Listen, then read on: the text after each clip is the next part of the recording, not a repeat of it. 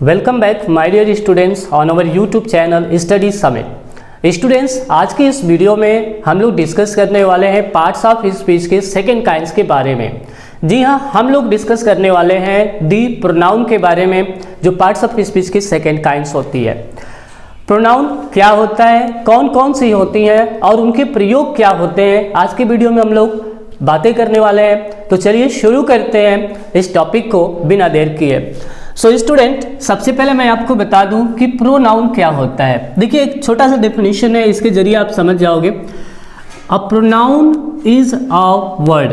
A pronoun यानी कि एक जो प्रोनाउन होता है, सर्वनाम होता है, इज अ वर्ड, एक ऐसे वर्ड को कहा जाता है या ऐसा वर्ड होता है यूज्ड, जिसका प्रयोग किया जाता है इंस्टीड ऑफ की जगह पर अ नाउन।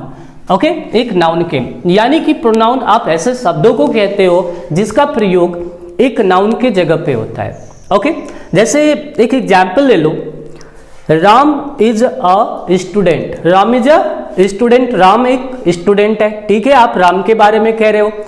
यदि कंटिन्यूटी अगर है इस डायलॉग में, आई मीन यदि आप किसी के साथ कोई कम्युनिकेशन कर रहे हो या राइट कर रहे हो कोई टॉपिक, किसी प्लेस के बारे में, किसी व्यक्ति के बारे में या किसी जंतु के बारे में, तो आपको ध्यान रखना है कि फर्स्ट टाइम आप तो नाउन का यूज करते हो, ठीक है। लेकिन अगर अदर सेंटेंस में आगे चल के उस नाउन के बारे में आपको कंटिन्यू कुछ कह रहे हो, एक्सप्लेन कर रहे हो, तो आप नाउन का यूज नहीं करते हो, एक दूसरे वर्ड का यूज करते हो। वो दूसरा वर्ड कोई और नहीं बल्कि पार्ट्स ऑफ स्पीच का सेकेंड काइंड यानी प्रोनाउन ही होता है। इसके एग्जाम्पल्स देख लो। जैसे प्रोनाउन के कुछ एग्जाम्पल्स है आपके लिए, आई, you, this, what and so on, I mean etc.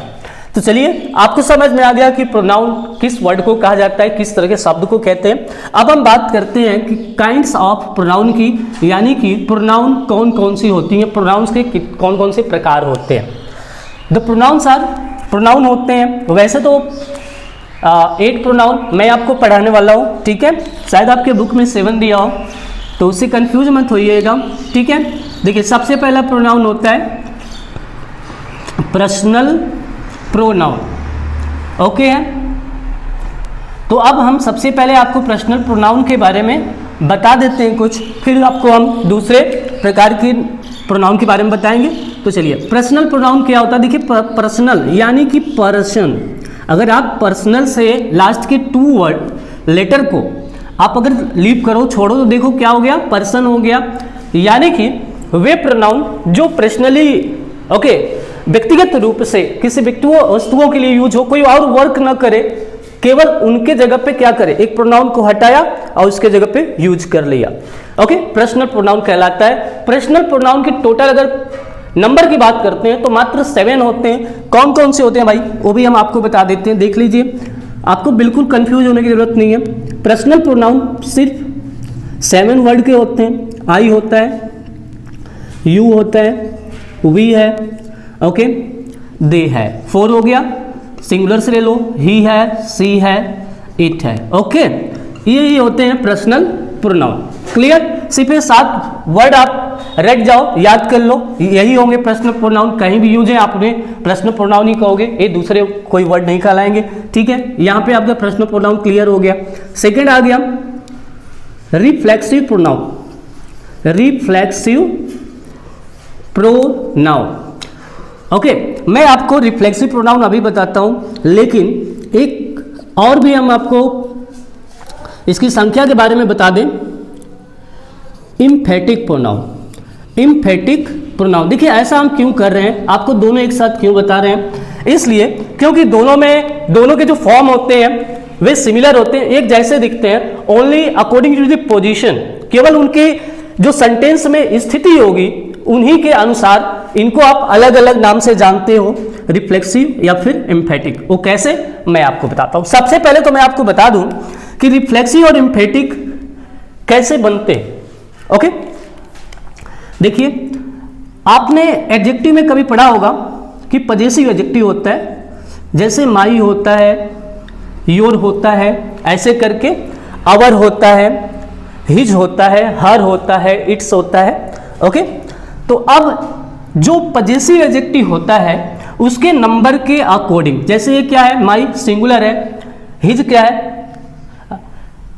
Singular है, हर क्या है, सिंगुलर है, देम क्या है, प्लूरल है, योर क्या है, ये सिंगुलर प्लूरल दोनों होता है।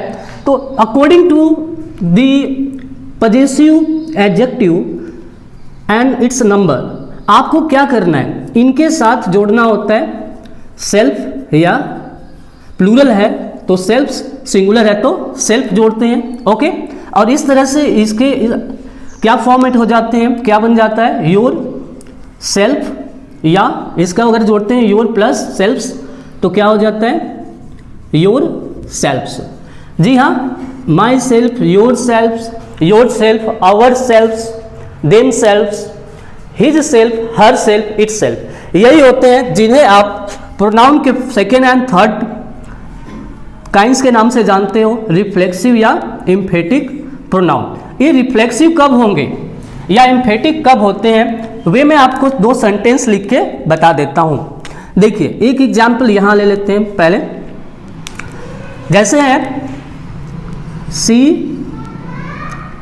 It's mango, see it's mango her self, okay, see it's mango her self. तो अब यहां पे हम पढ़ते हैं क्या इसकी मीनिंग है, सी यानी कि वह, इट्स मीन्स खाती है, मैंगो मीन्स आम, हर सेल्फ मीन्स स्वयं या खुद, वह आम स्वयं खाती है, वह आम स्वयं खाती है या खुद खाती है, ओके। तो इसकी मीनिंग क्या है, स्वयं है या खुद है, ओके। तो इसकी जो मीनिंग है आपके क्या हो रहा है, ऑब्जेक्ट के साथ जुड़ रहा है, ओके है, इसका कोई भी प्रभाव आपके सब्जेक्ट पे नहीं पड़ रहा है। तो जब my self, your self, her self का जो अर्थ है, जो भाव है, जो मीनिंग है, वह सब्जेक्ट पे ना पढ़कर डायरेक्टली किसी दूसरे वर्ड पे सेंटेंस में पढ़ता है, तो इसे हम क्या कहते हैं, रिफ्लेक्सिव प्रोनाउन कहते हैं। नेक्स्ट एग्जांपल ले लेते हैं, जैसे यही सेंटेंस में लिख दूं, she herself eats mango, she herself eats mango. तो अब इसकी मीनिंग क्या होती है कि वह स्वयं ही या वह खुद ही इट्स मैंगो आम खाती है। अब वो इसकी जो स्वयं ही या स्वयं की जो मीनिंग है, हर सेल्फ की मीनिंग है, अब किसके साथ जुड़ गई, सब्जेक्ट के साथ जुड़ गई, यानी कि अब ये सब्जेक्ट को प्रभावित कर रहा है, राइट। तो जब ठीक है, her self, your self, my self का जो मीनिंग है वह सब्जेक्ट से जुड़ेगा, यानी सब्जेक्ट को प्रभावित करता है, तो इन्हें हम क्या कहते हैं, इम्फेटिक कहते हैं, इम्फेटिक प्रोनाउन कहते हैं। और जब her self, them self, your self, इस सब शब्दों का जो मीनिंग है, ओके, इनका अर्थ जो है यदि सब्जेक्ट से नहीं जुड़ता है डायरेक्टली, तो इन्हें हम कहते हैं रिफ्लेक्सिव। क्या कहते हैं, जी हाँ, रिफ्लेक्सिव प्रोनाउन कहते हैं। इसमें दो चीज मैं आपको और बता देता हूं। पहली चीज, एक ट्रिक के तौर पे आप समझ सकते हैं कि रिफ्लेक्सिव प्रोनाउंस उस वक्त आप her self, them self, your self को बोलेंगे जब सब्जेक्ट को बिना प्रभावित किए इनका यूज किया जाएगा, ओके। और ये जो वर्ब होंगे, वर्ब के बाद इनकी पोजीशन होगी, ठीक है।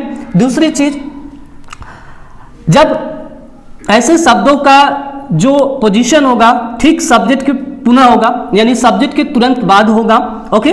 और इनका प्रयोग जो है, इनकी जो मीनिंग है उससे क्या होगा, प्रभावित होगा सब्जेक्ट, इसका प्रभाव पड़ेगा सब्जेक्ट पे, ठीक है, तभी हो जाएगा एम्फेटिक प्रोनाउन। आई होप कि ये तीनों क्लियर है आप लोगों का। चलिए मैं आपको आगे बताता हूं, लेकिन सबसे पहले आप फटाक से इसको नोट डाउन कर लीजिए, ओके। नेक्स्ट काइंड्स की अगर हम बात करते हैं कि personal pronoun, reflexive pronoun and emphatic pronoun, तो हो गया। अगली जो काइंड्स है वो कौन सी होती है, तो मैं आपको बता देता हूं फटाफट, ठीक है, बिल्कुल टेंशन लेने की बात नहीं है, ठीक है। 100% आप लोगों का क्लियर होने वाला है इस वीडियो में कि प्रोनाउन कौन कौन से होते हैं और क्या यूज होता है उनका कहां पे। तो चलिए सबसे पहले मैं आपको बता दूं, फोर्थ कौन सा होता है, इंटेरोगेटिव प्रोनाउन होता है, ओके, इंट्रोगेटिव प्रोनाउन होता है, ओके है ना। चलिए हो गया इंट्रोगेटिव प्रोनाउन। आप तो मीनिंग से याद समझ गए होंगे कि इंट्रोगेटिव का मतलब तो क्वेश्चन होता है, जी बिल्कुल सही समझे आप। जब जैसे इंट्रोगेटिव सेंटेंस होते हैं, स्टार्टिंग में क्या करते हैं आप, क्वेश्चन वर्ड का प्रयोग करते हैं, राइट है ना। कुछ वर्ड्स ले लेते हैं एग्जाम्पल के लिए, जैसे व्हाट, विच, हु, whom या whose और भी कुछ वर्ड होते हैं। ओके, तो अब यहां पे जैसे क्या, which कौन सा, who कौन, whom किसको, whose किसका, ऐसे वर्ड, ये सब जो क्वेश्चन वर्ड्स हैं, इनका प्रयोग जब आप किसी इंट्रोगेटिव सेंटेंस में करते हो तो वहां पे बस आपको एक चीज क्लियर करना है, क्योंकि भाई इंट्रोगेटिव एडजेक्टिव भी होता है, तो एडजेक्टिव और इंट्रोगेटिव प्रोनाउन में बस डिफरेंट इतना होता है, इनके नाउन के साथ यूज होना और यूज न होना। कैसे, दो सेंटेंस ले लेते हैं, एक है which is your book. Okay, simple सा सेंटेंस है। एक सेंटेंस मैं और लिखता हूं ताकि आपको कंपेयर करके बता सकूं, डिफरेंस दिखा सकूं आपको। जैसे है विच बुक इज योर्स। तो चलिए अब यहां पे फटाफट समझ लेते हैं कि क्या डिफरेंस है। सबसे पहले देख लीजिए, ये कह रहा है विच, कौन सा, ये कह रहा है विच बुक, कौन सी किताब। दोनों पे मीनिंग किताब से ही रिलेटेड है। देख लीजिए, विच यानी कौन सी, इज योर मीन्स आपकी, बुक मीन्स किताब है। तो आप सिंपल देख लो पोजीशन, ये विच किसके लिए प्रयोग किया गया भाई, क्वेश्चन के लिए, किसके बारे में, नाउन के। यहां पे विच का प्रयोग किसके लिए किया गया है, क्वेश्चन के लिए, किसके लिए, नाउन के लिए। ओके, तो अब यहां देख लीजिए सिर्फ पोजीशन, प्रोनाउन और एडजेक्टिव में बस इतना ही डिफरेंस होता है, ठीक है, कि जो वर्ड प्रोनाउन होता है वह नाउन के जगह पे यूज होता है, नाउन के लिए यूज होता है, न कि उसके साथ यूज होता है। तो यहां पे देख लीजिए, नाउन के लिए यूज तो है लेकिन नाउन के साथ नहीं है। ये आपका है, क्या होगा, इंट्रोगेटिव प्रोनाउन हो जाएगा। और जब कोई भी क्वेश्चन वर्ड नाउन के पहले यूज होकर के उसके बारे में क्वेश्चन पुटअप करता है, यानी कि वह उसके बारे में क्वेश्चन करता है, साथ में उसको मॉडिफाई भी करता है, उसे क्वालिफाई भी करता है, तो इसे हम क्या कहते हैं, इंट्रोगेटिव एडजेक्टिव कहते हैं। ओके, आई थिंक आपको क्लियर होगा। तो चलिए बिना देर के नेक्स्ट टॉपिक की तरफ बढ़ते हैं। नेक्स्ट कौन सा हो गया, और फोर्थ हो गया।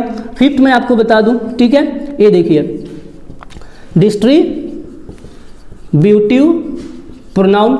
ओके, डिस्ट्रीब्यूटिव प्रोनाउन क्या होता है, देखिए भाई बहुत सिंपल सी बात है। डिस्ट्रीब्यूटिव मतलब डिस्ट्रीब्यूट करना। ओके, किसी भी व्यक्ति, वस्तु या स्थान को डिस्ट्रीब्यूटिव वर्ड क्या करता है कि एक ग्रुप में सेपरेट करके, डिवाइड करके दिखाता है, डिस्ट्रीब्यूट कर देता है कि भाई और कोई नहीं, बस इतने एक यही ग्रुप है। ओके, इसमें केवल 3 वर्ड आप रख सकते हो, आई मीन रखते ही हैं, यही 3 वर्ड होता है, ईच होता है, नीदर होता है एंड इधर होता है। ओके, इसमें डिफरेंस होता है, ईच का मतलब प्रतीक हो गया, नीदर का मतलब किसी दो में से कोई नहीं, और इधर का मतलब होता है दो में से कोई एक। ओके, ये निगेटिव वर्ड है और ये पॉजिटिव वर्ड है। इसके लिए भी आपको एग्जांपल हम बता देते हैं कैसे। देखिए, डिस्ट्रीब्यूटिव प्रोनाउन भी है, डिस्ट्रीब्यूटिव एडजेक्टिव भी होता है, डिफरेंस वही होगा पोजीशन का। ओके, जैसे यहां पे हमने बताया, जैसे है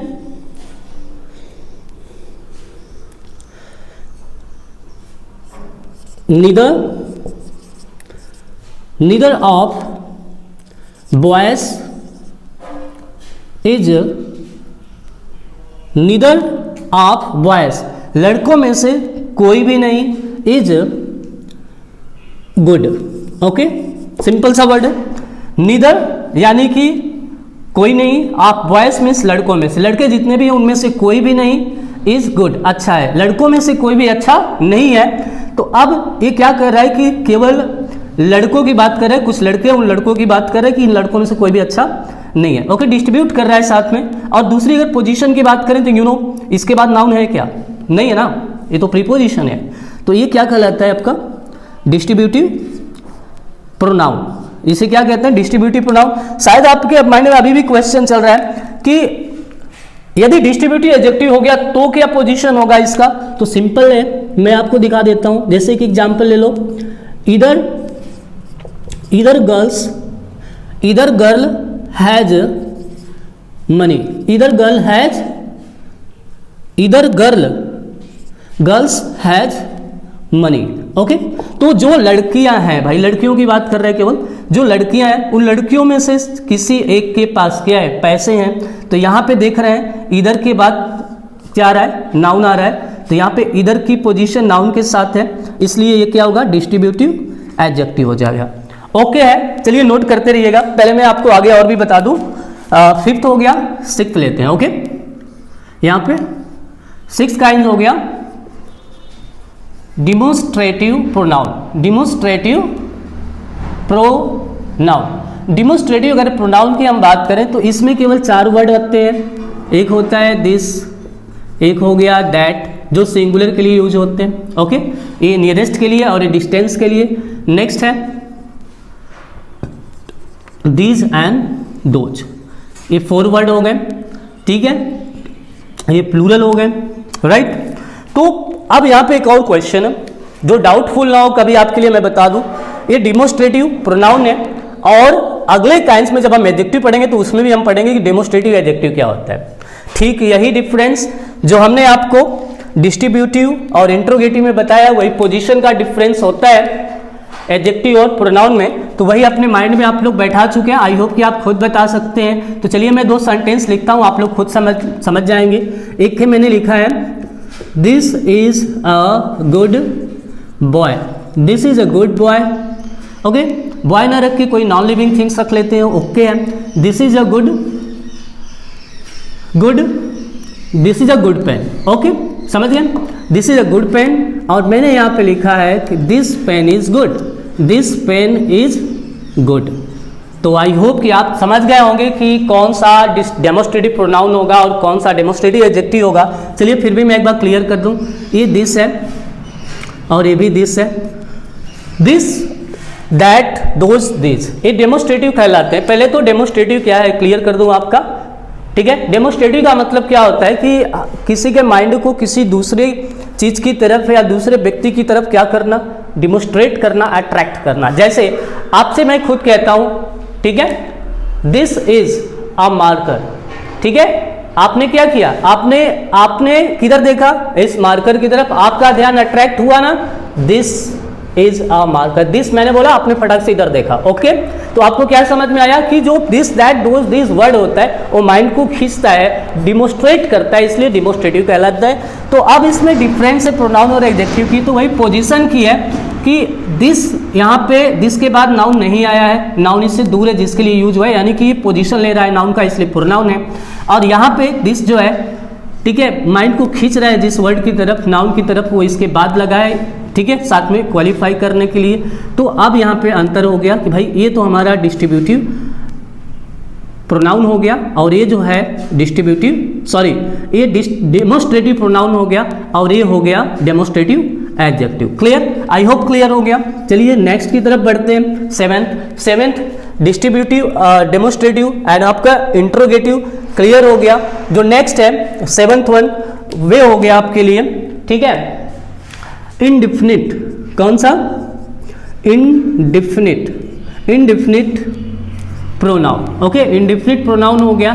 तो अब क्वेश्चन है कि इनडिफिनिट प्रोनाउन क्या होता है। ठीक है, इनडिफिनिट एडजेक्टिव होता है but indefinite number of adjective होता है, उसके बारे में बाद में डिस्कस करेंगे क्योंकि उसमें बहुत सारे नंबर्स होते हैं, 3 होते हैं, तो डिस्कस होगी नेक्स्ट अनदर वीडियो में।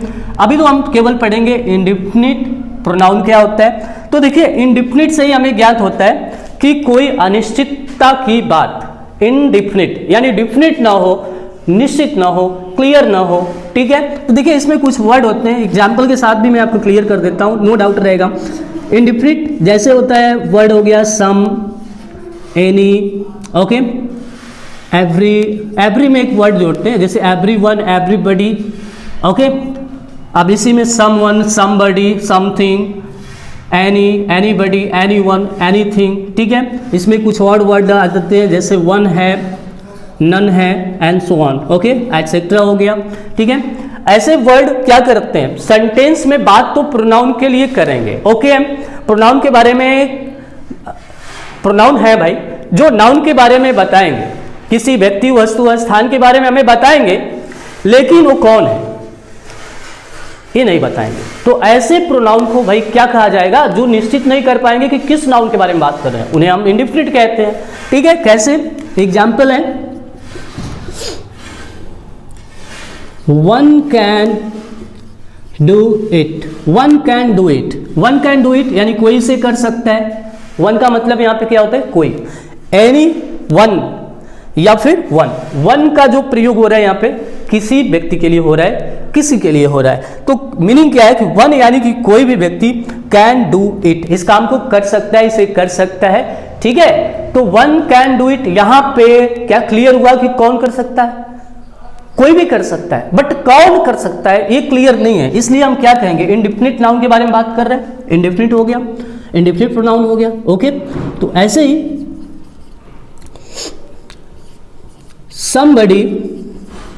somebody helped her, somebody यानी कि कुछ लोगों ने, helped मदद की, her मीन्स उसके, कुछ लोगों ने उसकी मदद की। ठीक है, कुछ लोगों ने उसकी मदद की, पता तो है, लेकिन कौन था वो, कौन था नहीं पता, इसलिए ये क्या हो गया, इंडेफिनिट नाउन के बारे में बात कर रहा है, इंडेफिनिट प्रोनाउन हो गया। क्लियर? चलिए नेक्स्ट, अब यहाँ पे फटाक से इसको नोट कर लीजिएगा। ठीक है, बस एक काइंड्स बचा हुआ है, 2 मिनट का टॉपिक है, उसके बाद आपका प्रोनाउन हमेशा के लिए फटाक से क्लियर हो जाएगा। ठीक है, तो चलिए मैं नेक्स्ट बिना समय वेस्ट किए आपको बता देता हूँ कि वे कौन सा प्रोनाउन होता है और उसके यूज क्या होते हैं। ओके है ना? तो चलिए देखते हैं। सबसे पहले तो मैं बता दूं कि ये क्या होता है, ये होता है रिलेटिव प्रोनाउन। रिलेटिव प्रोनाउन कहते हैं इसको। रिलेटिव का मतलब रिश्तेदार, संबंधी, यानी क्या जो करते हैं, बीच में अपने नाते जोड़ते हैं, रिश्ते जोड़ते हैं। ओके, कैसे जोड़ता है प्रोनाउन वो मैं आपको दिखा रहा हूं। देखो इसमें भी कुछ हम 3 वर्ड्स के जरिए सिर्फ आपको बता दें।